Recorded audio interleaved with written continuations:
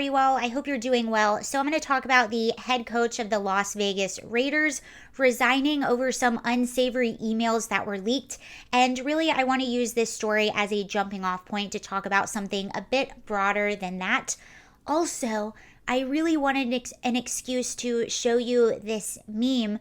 This is from a Twitter account, The Right to Bear Memes, and this is actually the head coach of the Raiders identifying as Hunter Biden so that the media will ignore his leaked emails. I think that memes make the world go round, and I'm excited to be able to share that with you.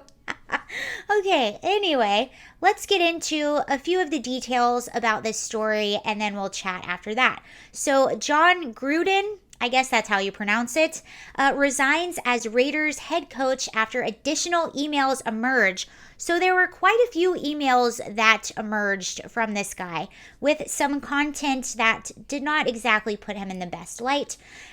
Also, Oakland Raiders, Los Angeles Raiders, now they're the Las Vegas Raiders. I was recently in Las Vegas and stayed at a hotel where we had a view of the Raiders stadium in Las Vegas. It's actually very cool. I did not attend a game, but I was there when they were playing the Dolphins. Okay, so it says, personal emails sent by John Gruden have ended his tenure as head coach of the Las Vegas Raiders.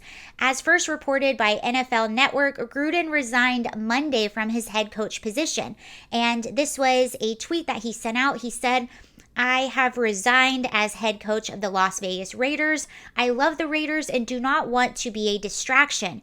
Thank you to all the players, coaches, staff, and fans of Raider Nation. I'm sorry, I never meant to hurt anyone. Sincerely, John. I added this sincerely. And it goes on to say, this past Friday, the Wall Street Journal reported an email that Gruden sent to Bruce Allen, the then president of the Washington Redskins, now the Washington football team.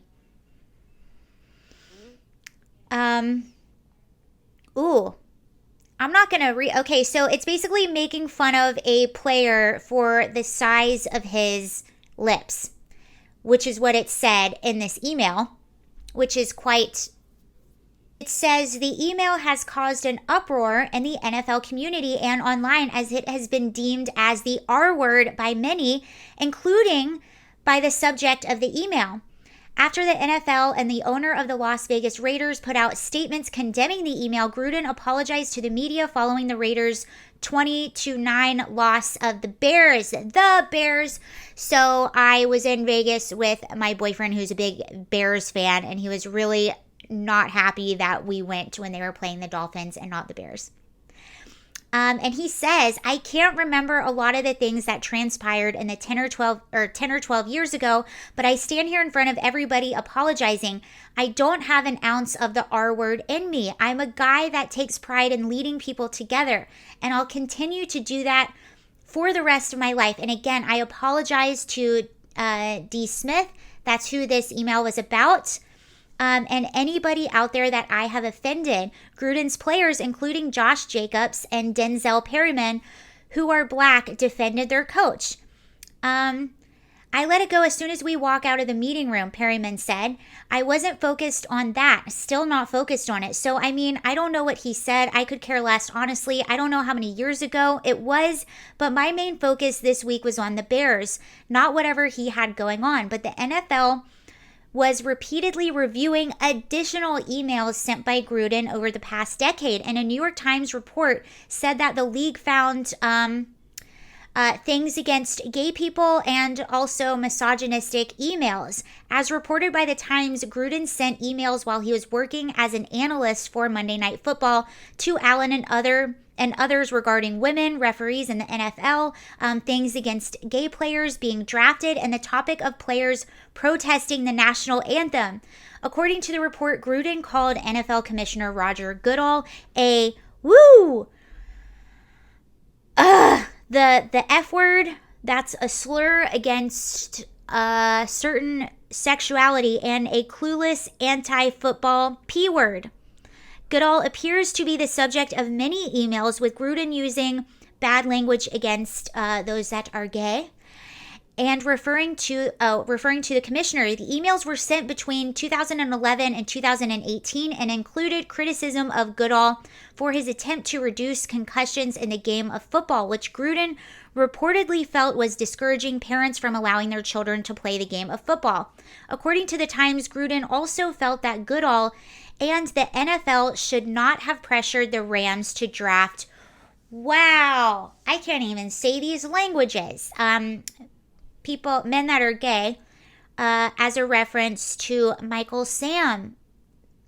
Gruden reportedly felt that Eric Reid, a player known for kneeling during the national anthem, should lose his job and sent emails containing pictures of women dressed only in bikini bottoms. Gruden also referred to the then Vice President Biden as a nervous, clueless P-word. Oh my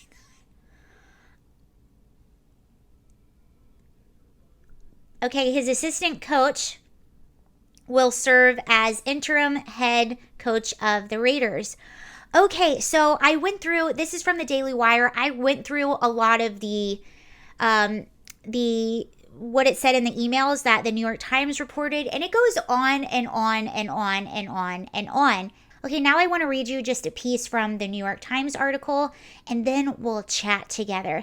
It says, taken together, the emails provide an unvarnished look into the clubby culture of the NFL circle of peers, where white male decision makers felt comfortable sharing naughty images, deriding the league policies. It goes on to say their banter flies in the face of the league's public denouncements of the R word and things against women, and its promises to be more inclusive amid criticism for not listening to the concerns of black players who make up about 70% of its roster.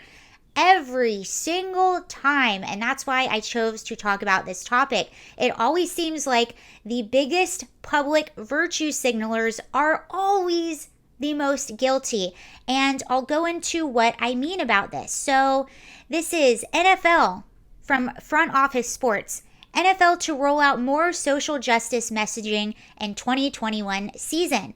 The National Football League will introduce more social justice messaging on fields and in player helmets during the upcoming 2021 season, following up on initial efforts from 2020. They're bringing back a lot of the elements from last year, says a source, to reinforce a 10-year, $250 million commitment to combat systemic R word. The league will promote social justice via on-field signage, decals on player helmets, and in-stadium PSAs.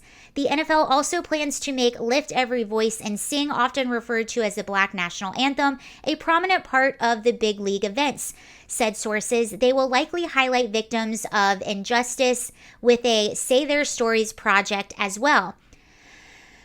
Okay, so that's the initiative, $250 million.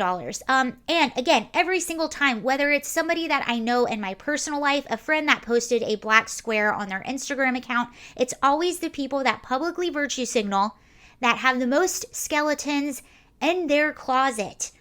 Maybe they should have taken the time to investigate their own misdoings and dysfunction within their own community instead of spending all of this time and money to virtue signaling to other people to make it appear as though they care when clearly they don't. This is exactly why people boo when players kneel to the national anthem. This is exactly why people don't like $250 million for field signage, decals on players' helmets, in-stadium PSAs.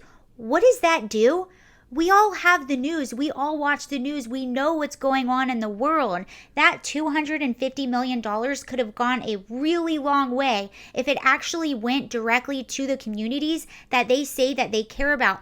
Look at the kids that are killed playing in their front lawns by random gunfire. Nobody ever talks about that, and it happens all the time. These are the numbers out of Chicago just last weekend of people that passed away to gun violence, and nobody ever talks about that. Consumer Research actually said it really well. So this is a nonprofit that put together 7 figures to make ads actually going toward what they call as woke corporations that use political messaging to distract from what's really going on. And they went after Nike, American Airlines, they went after the MLB actually, and they said this. They said, there is a specific phenomenon of companies going woke to distract from serious problems with their business and mistreatment of their customers. I'm tired of the virtue signaling. I'm tired of all of this money and all of these resources going towards things that do not matter, that do not actually help anyone. The only person that it helps is the person that's doing the virtue signaling. It makes them feel good about themselves. It makes them feel better. It makes them feel righteous. And that is why people do not like it. That's why sometimes when people are kneeling, you will hear others booing.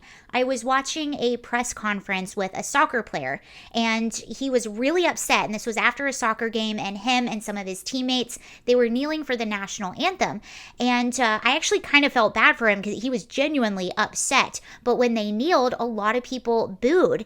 And in his mind, this just went to show that the people that were in the audience doing the booing were not for his message. That he was like, I'm kneeling for systemic R, and the people booing. It just goes to show that we have a real problem in this nation with this problem, and it just reinforced. So in his head, it reinforced that this problem was even bigger, when he missed the entire point. That is not why people were booing. They were booing for exactly what I just said. They were also booing because we have a lot of problems in this nation, and we have very few things right now, especially in this hyper polarized political climate. We have such few things that bring us all together, and that's what sports does.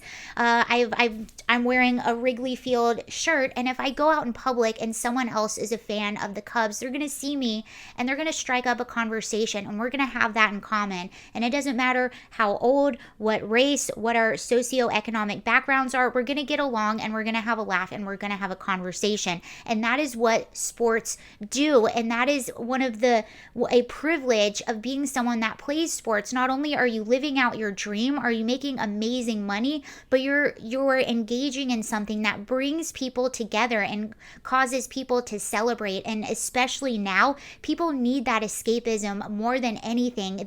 Politics are everywhere right now, and when people go to a game, they don't want to see that. And again, I bring this story up because it just goes to show that the people that are doing this are usually the most guilty. They have the most skeletons in their closet. So hopefully we can all just chill, man. And maybe I'm making a point where there is none, or squeezing this point of view where it really doesn't exist, or looking too far into it, but I just couldn't help myself. It is every single time, whether it is an individual, a corporation, or a business. It never fails. So let me know what you think about everything, and have a really good day. Bye.